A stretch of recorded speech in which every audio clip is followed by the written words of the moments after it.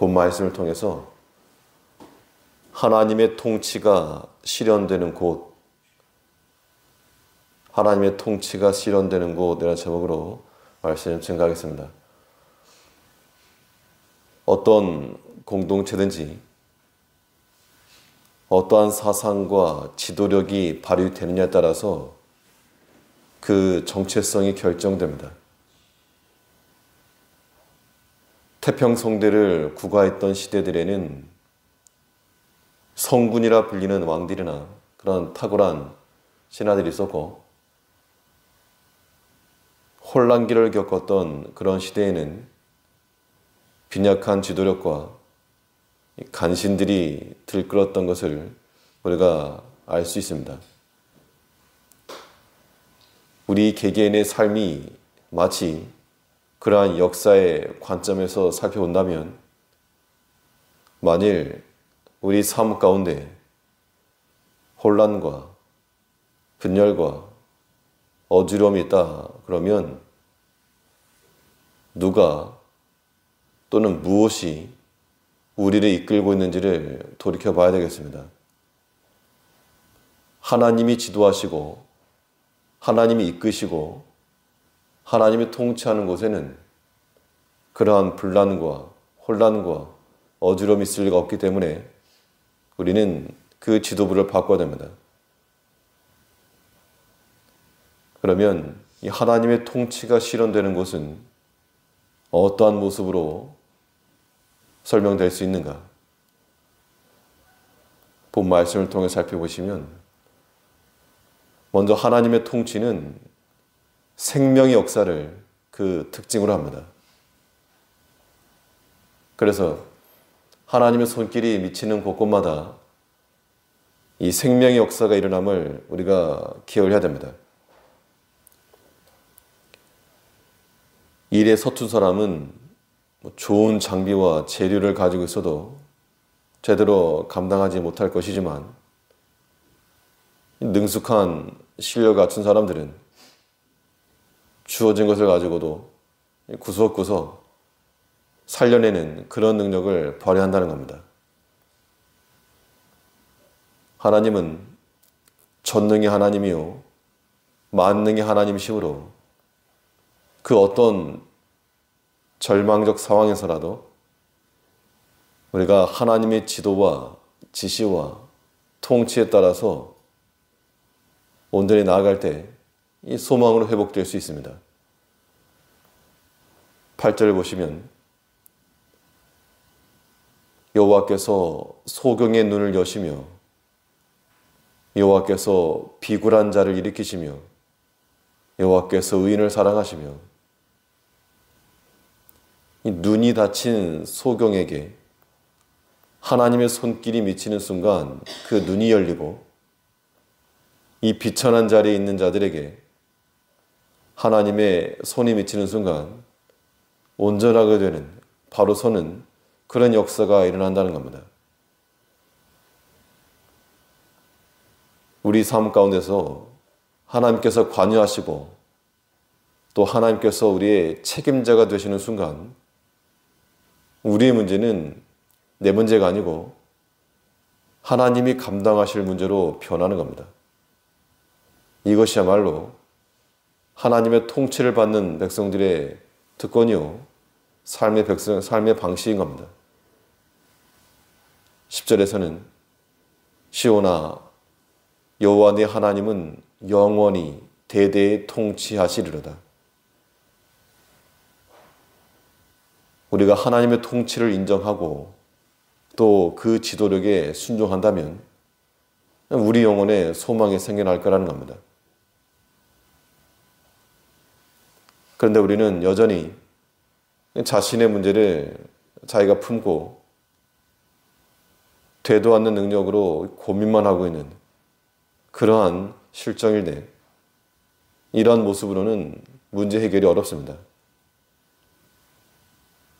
내 힘과 실력으로는 안 된다. 이거 빨리 깨닫고 우리는 도움의 손길을 내밀어 하나님이 관여하시고 하나님이 통치하시고 하나님이 역사하실 수 있도록 아무튼 우리 자리를 내어드려야 됩니다. 하나님의 통치가 임하는 곳에서 살아가는 자들은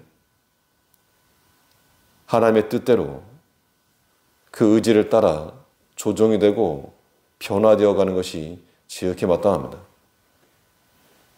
그러므로 이 생명의 역사가 일어나려면 이 사람의 생각과 고집과 이 완고한 마음들, 이런 것들 다 버려야 됩니다.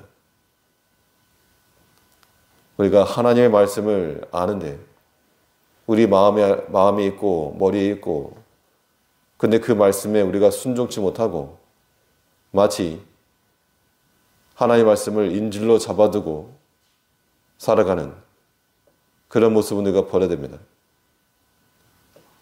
하나님의 통치가 우리 가운데 역사하여 그 생명의 일들이 일어나기 위해서 우리의 의지를 굴복시키고 온전히 순종해 나가는 주의 백성들이 될 때 하나님의 손길이 구석구석에 미치며, 그래서 소경이 눈을 뜨고 비천한 자들이 일어나며 객을 보호하시고 거와 과부를 붙드시는 그 하나님의 능력과 그 실력이 우리 삶 가운데 있을 거라는 겁니다.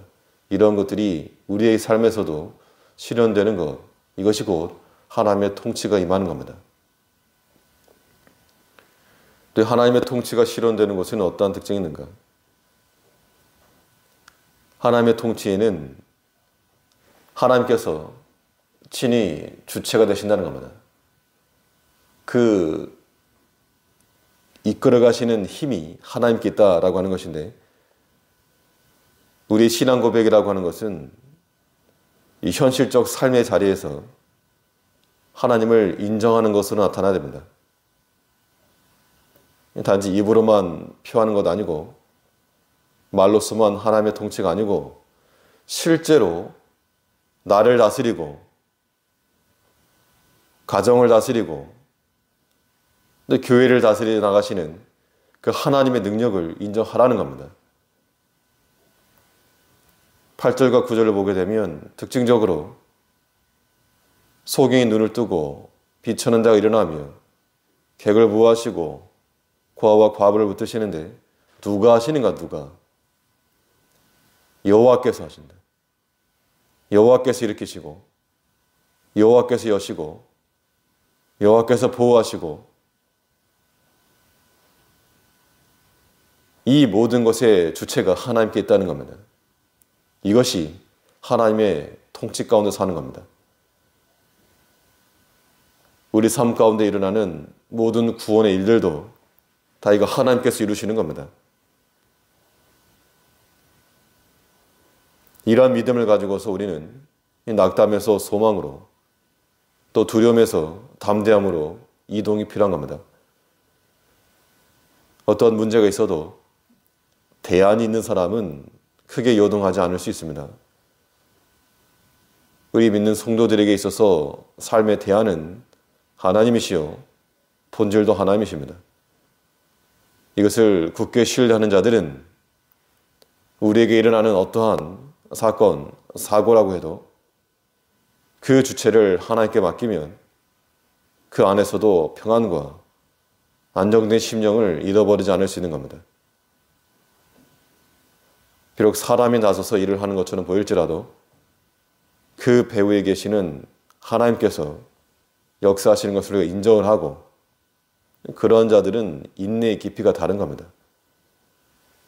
이제 우리의 모든 크고 작은 일들 가운데서 행하시는 일은 오직 하나님이시라는 것을 인정을 하고, 우리는 그 뒤를 따라가는 주의 백성이 될 때 하나님의 통치가 우리 삶 가운데서도 이루어지는 겁니다. 어떠한 일을 행할지라도 하나님께서 행하시고 여호와께서 이루시며 하나님께 역사하시고 하나님께서 인도하신다. 이러한 신앙 고백이 우리 모든 삶 가운데서, 우리 모든 생활 구석구석에 미침으로 하나님의 통치가 미치지 않는 곳이 없는 우리 개인의 삶을 살고 또 이 공동체를 이루어가는 우리가 되어야 될 줄 압니다. 기도하겠습니다.